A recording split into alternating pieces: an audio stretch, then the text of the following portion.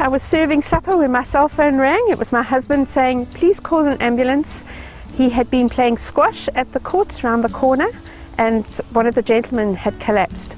We are members of SA CAN, and after running around the house thinking, what's the telephone number I need to use?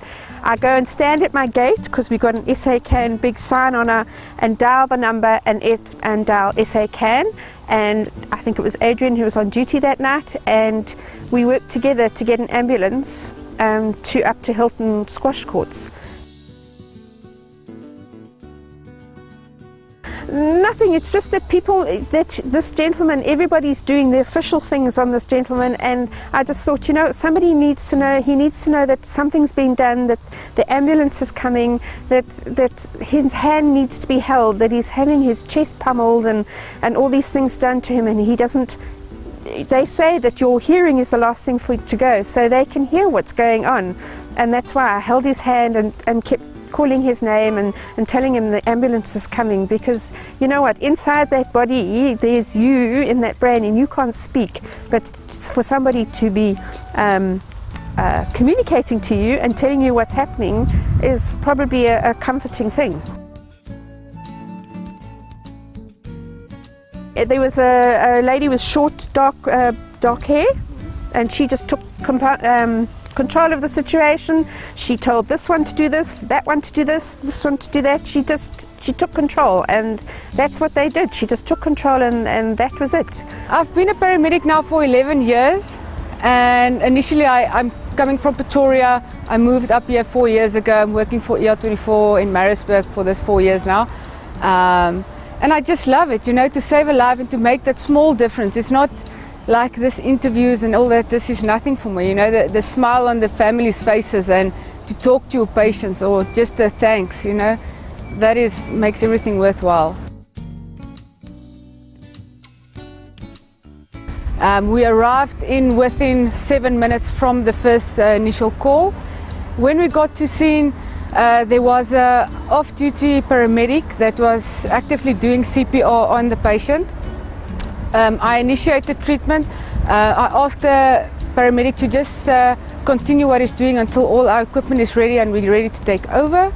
And the moment when we took over the patient, I told my guys, my crews, to start CPR, get the IVs and the drips and everything running and the ECG on, and we continued from there.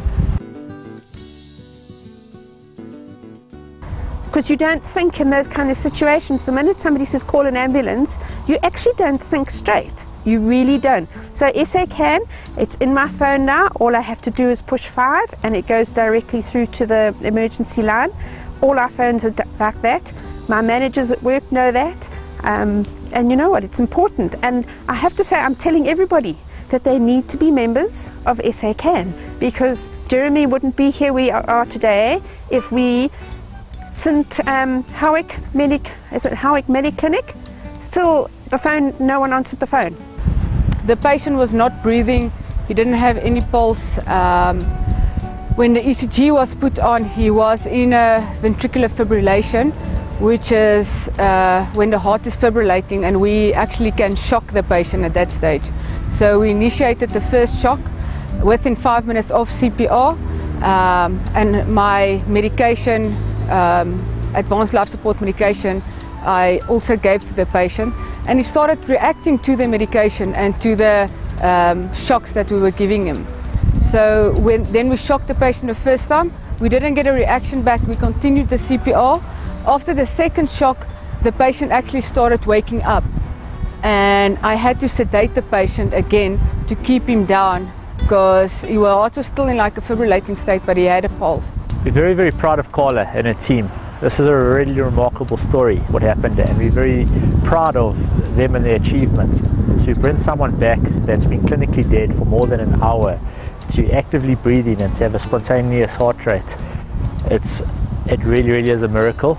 And I think Carla basically demonstrated the values of ER24, the passion and the compassion that they do.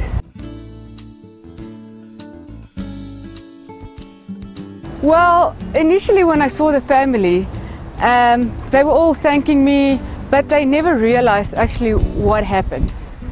a person that doesn't know exactly or didn't see the patient and what work we actually put into successfully resuscitating this patient, you know, they will never actually understand what it was and what it means for us as paramedics, for myself and for the crews, what happened. But just to see them, you know, and especially to talk to the patient a day after, which I couldn't believe I can actually talk to him. It's something in my lifetime of this 11 years now, I've never had a patient that I can talk to the next day that I resuscitated.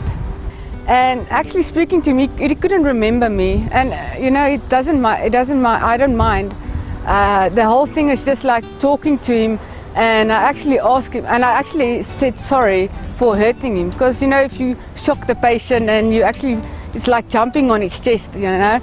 It must be sore. I don't know, but I think it must be sore. So he said he was fine. He didn't feel any pain or anything like that. But just that smile, he's such a lovely, lovely just to see the smile and to say thank you, that I can't explain now. That is the best thing in the world.